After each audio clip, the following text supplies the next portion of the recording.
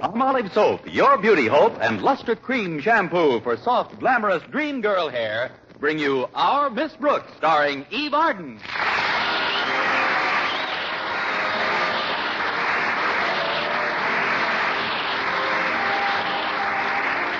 Our Miss Brooks teaches English at Madison High, and though she's fond of her work and her pupils, these last few days have been rather hectic. In fact, she's even had to neglect her favorite faculty member, biology teacher Philip Boynton. And when I have to neglect Mr. Boynton, you can be sure things are hectic. Of course, like most scientific men, he's rather preoccupied. But he doesn't spend all his time looking at frogs and white mice in his laboratory. No, indeed. Every Friday he goes to the zoo and looks at frogs and white mice.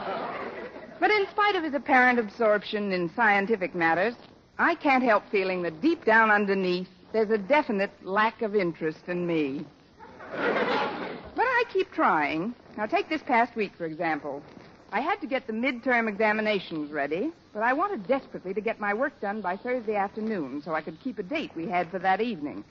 But maybe I'd better start at the beginning. Thursday morning, my landlady, Mrs. Davis, woke me promptly at 7:30. Oh, Connie, it's 7:30. You've got to get up. Come on in, Mrs. Davis. Time to rise and shine, my dear. Oh, I may rise, but you'll have to get your own shine. I'm glad you got me up on time, though. Maybe I can make up a few questions before my first class. I don't think you should do anything before you finish your work at school. You've been going at this midterm examination too hard, Connie. I don't like to scare you, but I'm worried about your health. Oh, it's sweet of you to take such an interest in me, Mrs. Davis, but work doesn't bother me. I'm healthy as a horse. Well, just the same, overwork isn't good for anyone, even a horse. You wouldn't want to get gray around the mane, would you? Oh. Heaven forfend. But I figured I'll be all right if I keep my fetlock shampooed regularly. Luster Cream shampooed, that is. You've got to build yourself up, Connie. Here, I brought you some juice to drink before breakfast. Taste it and tell me what you think it's made of. I should know better, but here goes. Oh, that's stronger than usual. What's in it, Connie? Well, I would say you took a raw potato, 1 hard-boiled egg, some rye crisp, a cup of kidney beans, and some spinach, and threw them into the mixmaster. You're slipping, dear. You forgot the hominy grits. Well, I think I'll skip the juice this morning, Mrs. Davis. I've got to hurry. Walter Denton's picking me up in his car. Oh, is yours in the shop again? Oh, definitely. But the repair job this time won't cost me as much as the fine I had to pay. $20 for parking. $20? Where in the world did you park? The lobby of the Stevens Hotel. But how did you ever get in there? Just like anybody else, through the revolving door.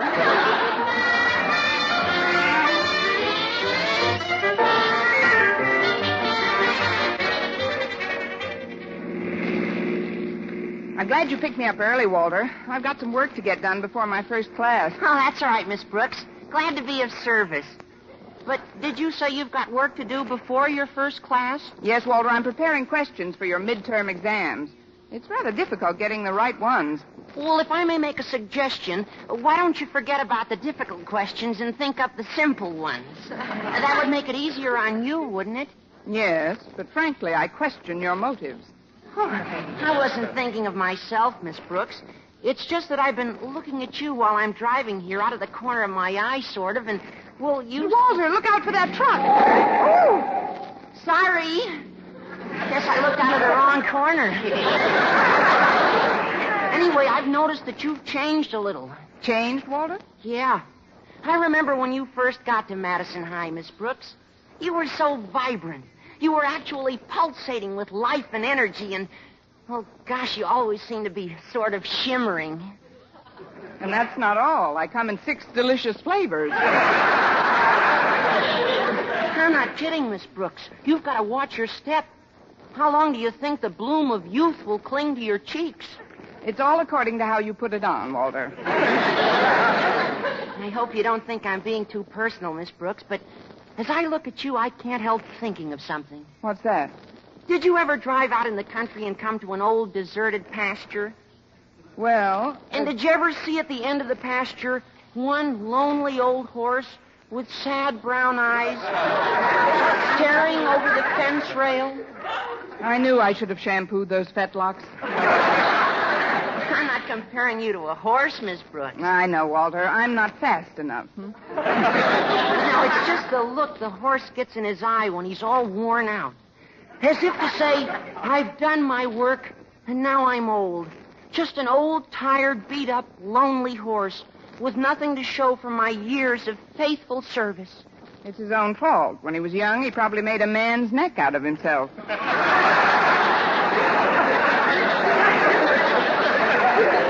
I appreciate your interest in me, Walter, but believe me, I'm not ready for the glue factory yet. I hope you're not offended, Miss Brooks. Oh, of course I'm not, Walter. You know how I feel about you.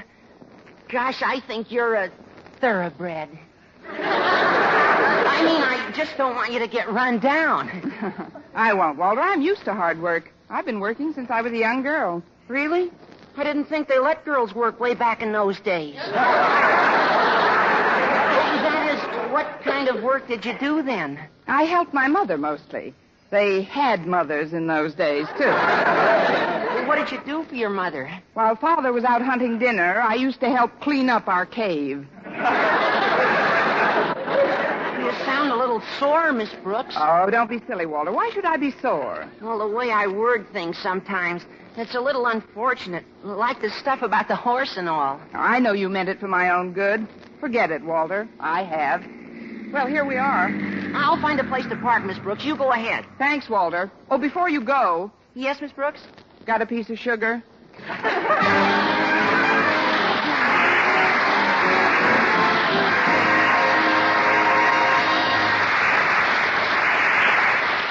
Our Miss Brooks, starring Eve Arden, will continue in just a moment. But first, here is Vern Smith with an important announcement. Palmolive Soap is giving away prizes worth $67,000. A grand prize of $25,000 in one lump sum or $100 a month for life. And that's not all. There are over 2,000 prizes in Palmolive's big treasure chest contest. Ford sedans, Westinghouse laundromats, From Silver Fox scarves, Toastmaster toasters. and it's easy to enter. Complete the last line of this jingle. A fresher, brighter-looking skin is something I would like to win. I'll get Palmolive soap today. Da-da-da-da-da-da-da-da. Write your last line on a plain sheet of paper or use an official entry blank giving complete rules obtainable at your dealers. Include your own and dealer's name and address and mail with the big word Palmolive from the front of the wrapper of one regular and one bath-size cake of Palmolive soap to Palmolive, Box 92, New York 8, New York. Now, here's the jingle once more. A fresher, brighter-looking skin is something I would like to win. I'll get Palmolive soap today. Da-da-da-da-da-da-da. Mail your entry to Palmolive, Box 92, New York 8, New York. But hurry! Contest closes November 20th. Enter this week. Get Palmolive soap for a lovelier complexion. Remember, doctors prove Palmolive's beauty results.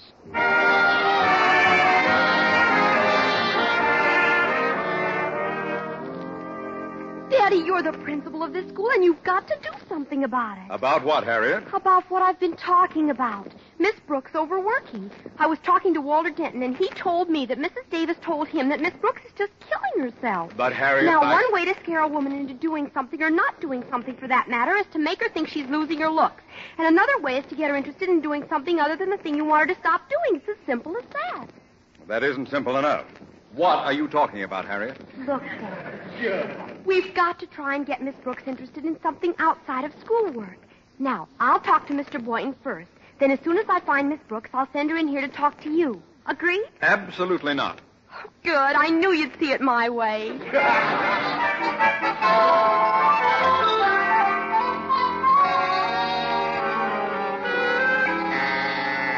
That's the end of the period, boys and girls. Class dismissed. Miss Brooks, could I talk to you for a minute? Certainly, Harriet. Come on up to my desk.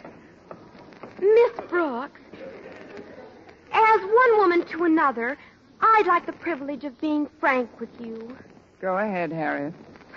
Well, you're working too hard, Miss Brooks, and it's beginning to show. Where?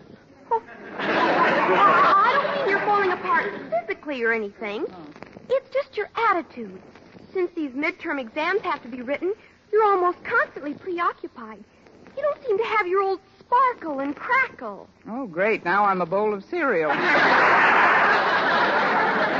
I know conditions in school are pretty awful nowadays, and, well, you've got a big load to pull. Here we go again. Idiot, Miss Brooks. There's a look you get sometimes, like a... Oh, don't say it, Harriet. Oh, I wouldn't hurt your feelings for the world, Miss Brooks. There's nothing really radically wrong with you. It's just that you're taking this exam too seriously. Why, I noticed you yesterday in the cafeteria with Mr. Boynton. He just seemed to nibble at your food. Oh, that's just to make Mr. Boynton feel at home. He's very fond of rabbits, you know. You should forget about work when you're at lunch. Today I want you to relax. Sit down at that table and really tie the feed bag on. I'll cut those fetlocks off, that's what I'll do. Oh, by the way, Miss Brooks, Daddy would like to see you in his office. Mr. Conklin? What does he want to see me about, Harriet? Well, I'm sure I don't know. Maybe as principal of this school, he feels it's his duty to keep his teachers happy. Of course, you've got to know how to handle Daddy. What do you mean, Harriet? Just take the bit in your teeth and don't let him drive you too hard. Okay.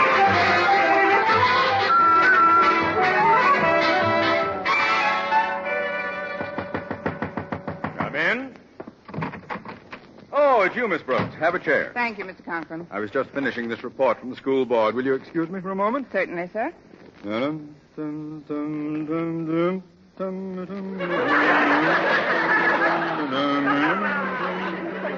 Oh, she is so.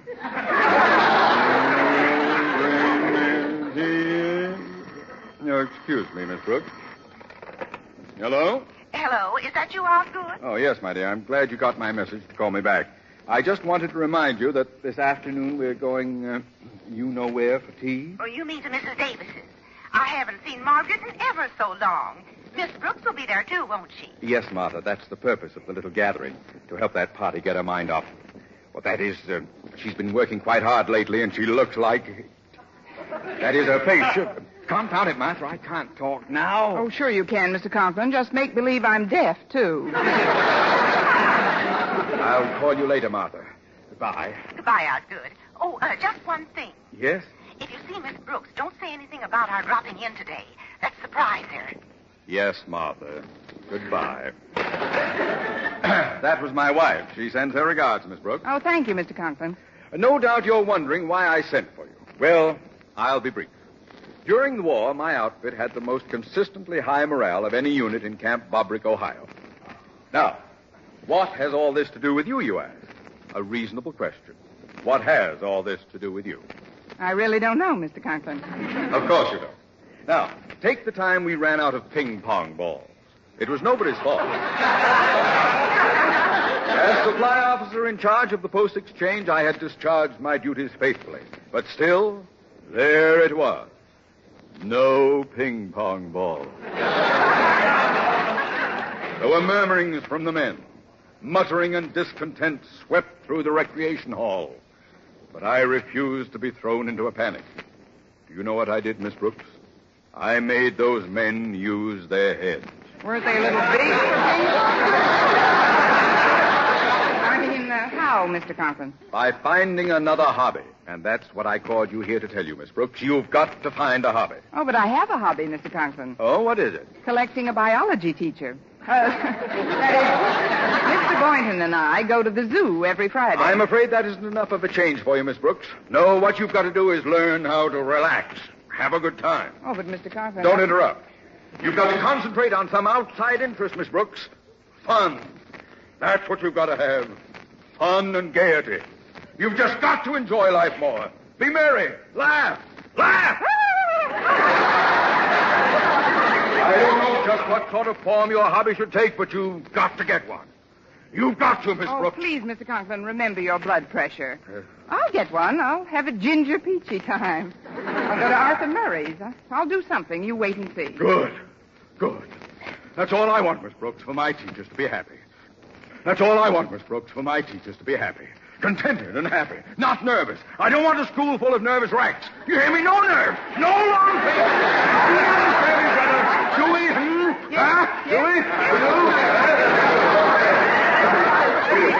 you go, Mr. Conklin. May I make a suggestion? What is it? Did you ever think of getting a hobby?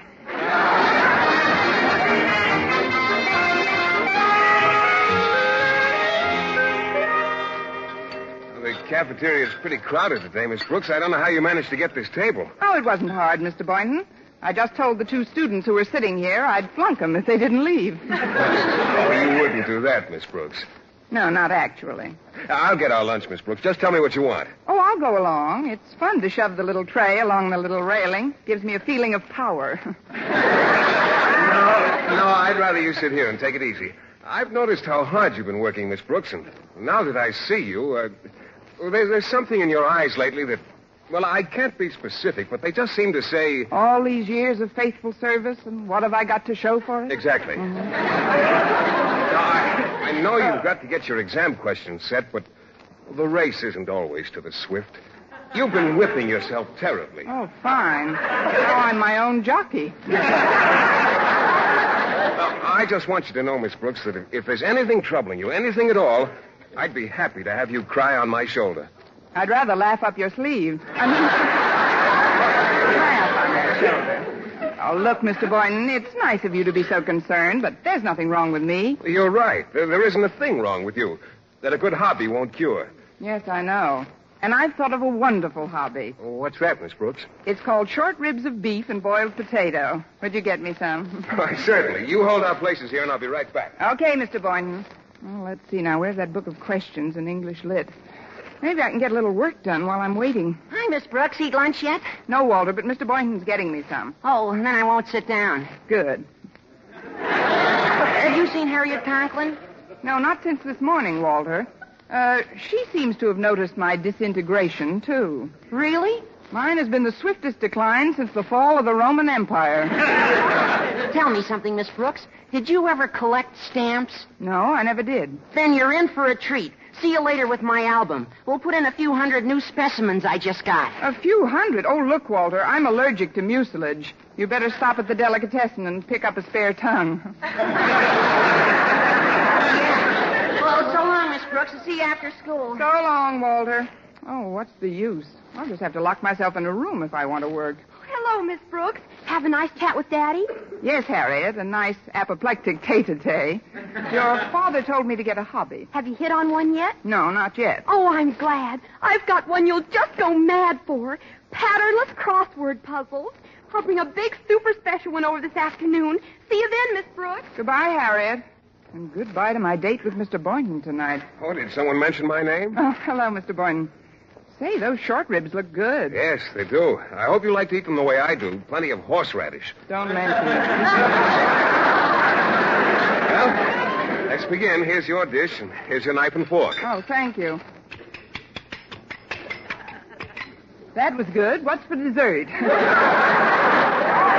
Brooks, you didn't bolt your lunch down already. I'm afraid I did, Mr. Boynton. I've got to get some work done before my afternoon classes. Well, this is terrible, Miss Brooks. You're all keyed up. Look, do you play chess? Not if I can help it, Mr. Boynton. Well, I'm not very good at it, but it's wonderful relaxation. I'd be happy to teach you if you... Yes, well, some other time, Mr. Boynton. Now, if you'll just hand me my check. Oh, that's all right, Miss Brooks. I'll pay your check for you. Oh, thanks, Mr. Boynton. You can give me the money later on.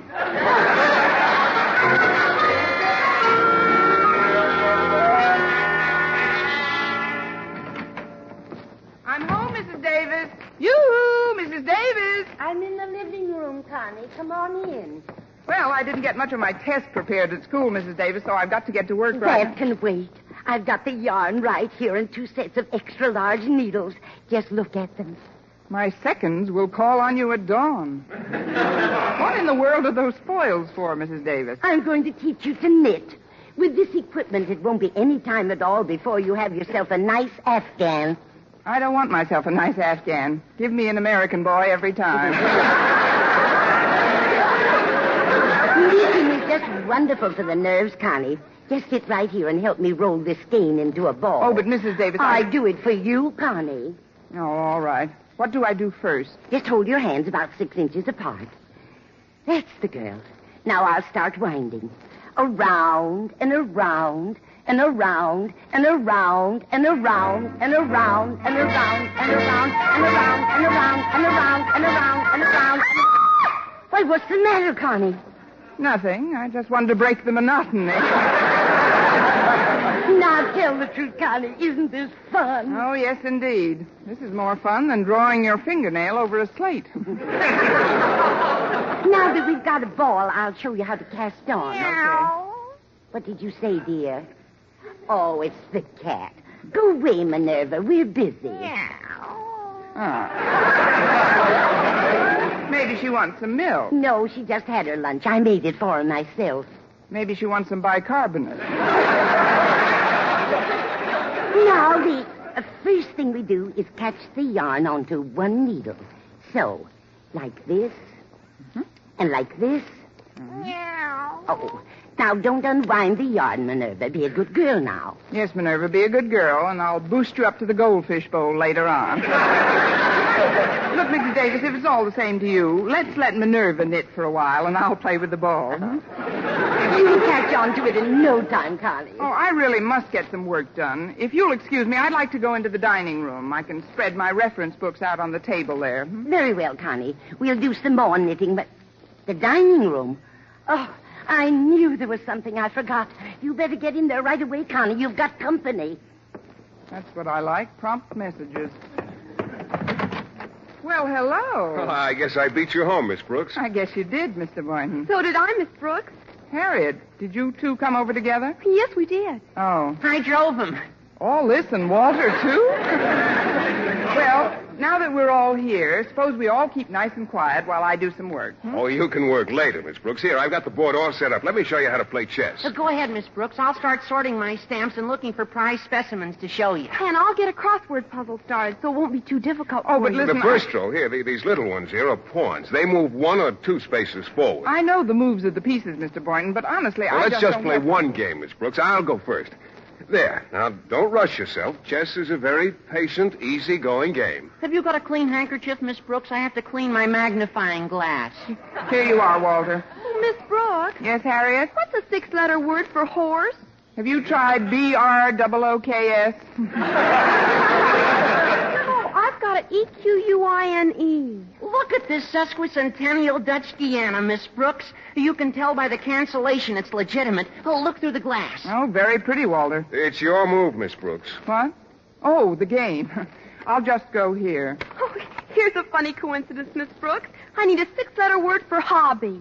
MURDER. Boy, look at this one. I'll bet there aren't 3 like it in the whole country. Is that good? I'll get it. Hello, Margaret. Well, Martha Conklin, and Osgood. Hello, Margaret. Where's the hobby room? Oh. Where's the dining room here, Osgood? Come along, folks. Here we are. Miss Brooks, guess who's here? Dr. Gallup looking for a new hobby. Mr. and Mrs. Conklin. Well, let's not waste any time. We'll get right down to our hobbies. I brought over a bag of toys to be fixed for Christmas. I do this work every year. And I help Mrs. Conklin with my portable carpentry set. May I set my vise up over here? Oh, yes, Mr. Conklin, of course. I'll just dump these toys out on the table if I may. There we are. That's not a legal move, Miss Brooks. Well, I was just... Oh, the chess game. I'm sorry, Mr. Boynton. I'll take it back. I'll move my knight instead. There. This'll do you a world of good, Miss Brooks. Give her a broken toy to fix up, Martha. Think you'd like to stuff a few dolls, Miss Brooks? I just love to stuff a few dolls, Mr. Conklin. Before you do that, Miss Brooks, take this glass and look at this early Cameroon. What's a 4-letter word for purgatory? Harriet. Well, that's got 7 letters. Oh, you mean Harriet. The knight can only go 2 squares vertical and 1 diagonal. Oh, look at this cute little mechanical man. He can walk and everything. I'll just wind him up. Give me some of those pull toys to plane down, Martha. Here you are, dear. Are you having fun, Miss Brooks? Oh, loads, Mrs. Conklin, but would you call the little mechanical man back? He's biting my knitting needles. His electric drill's a beauty. I think it was a wonderful idea, Daddy, our having a hobby afternoon together. Oh, so do I, Osgood. It's so entertaining. Sure takes your mind off things. I'd better saw some of this down here. What do you mean, Mr. Boynton? The knight can only move 2 squares vertical. Oh, here's an awfully cute little wagon. It'll be as good as new when we fix the bell. There. Martha, could you show me that new drop stitch you mentioned last week on the phone? Oh, that wasn't a drop stitch, Margaret. That was a cable, I believe. These loose nails will never do. Never do. Motor seems to be broken on this. You can tell by the shape of the printing that this is a genuine. 9-letter word for Billy Go. This horn is fine now. A little more planing and drilling should do it.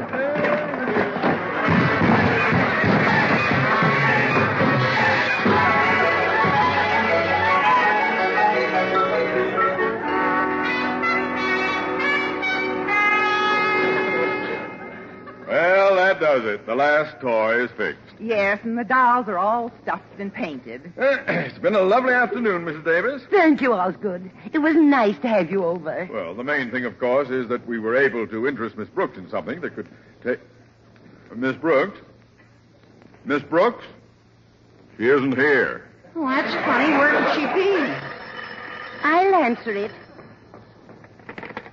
Hello? Hello, Mrs. Davis. This is Miss Brooks. Connie, where in the world are you? I've discovered a wonderful hobby, Mrs. Davis. What is it, Connie? Making up examination questions in the balcony of the Bijou.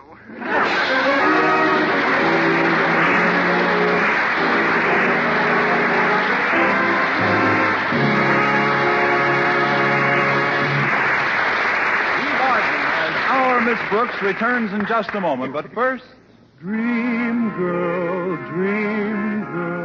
beautiful luster cream girl. Tonight, show him how much lovelier your hair can look after a Luster Cream shampoo. Only Luster Cream brings you Kay Daumit's magic formula blend of secret ingredients plus gentle lanolin. Gives loveliness lather even in hardest water. Glamorizes your hair as you wash it. Luster Cream, not a soap, not a liquid, but a dainty cream shampoo. Leaves hair fragrantly clean, free of loose dandruff, glistening with sheen, soft, manageable. Gives new beauty to all hairdos or permanents. 4-ounce jar, $1. Smaller sizes, either tubes or jars. Tonight, try Luster Cream shampoo and be a Dream girl, beautiful luster cream girl. You owe your crowning glory to a Luster Cream shampoo. And now, once again, here is our Miss Brooks. Well, I didn't get many questions done, but I did see Rita Hayworth in Loves of Carmen. I knew, of course, that with the examination question still to be done, I'd have to cancel my date with Mr. Boynton. But that was almost inevitable from the beginning. When I finally reached home, I knew I'd have to buckle down. So I headed right to the dining room, opened the door, and turned on the light. Of course, you can move the night too horizontal. Why, Mr. Boynton, if I'd known you were still here, I'd never have turned the lights on.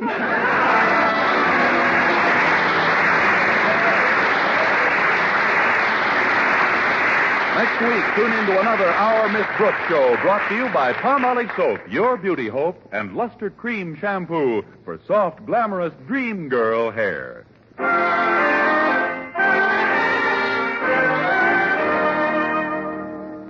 Dentists know what cleans teeth best. And over 4,000 dentists say Colgate Tooth Powder with a 2-minute routine gets teeth sparkling and super clean. So to remove dull film and get your teeth shining clean, just brush teeth 2 minutes morning and night with Colgate Tooth Powder.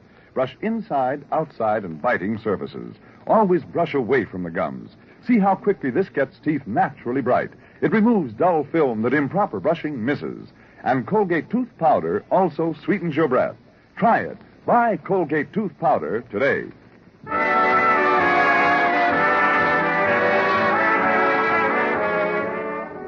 For mystery liberally sprinkled with laughs, listen to Mr. and Mrs. North. Tune in Tuesday evenings over most of these same stations. And be with us again next week at the same time for another comedy episode of Our Miss Brooks. Bob Lamont speaking. This is CBS, the Columbia Broadcasting System.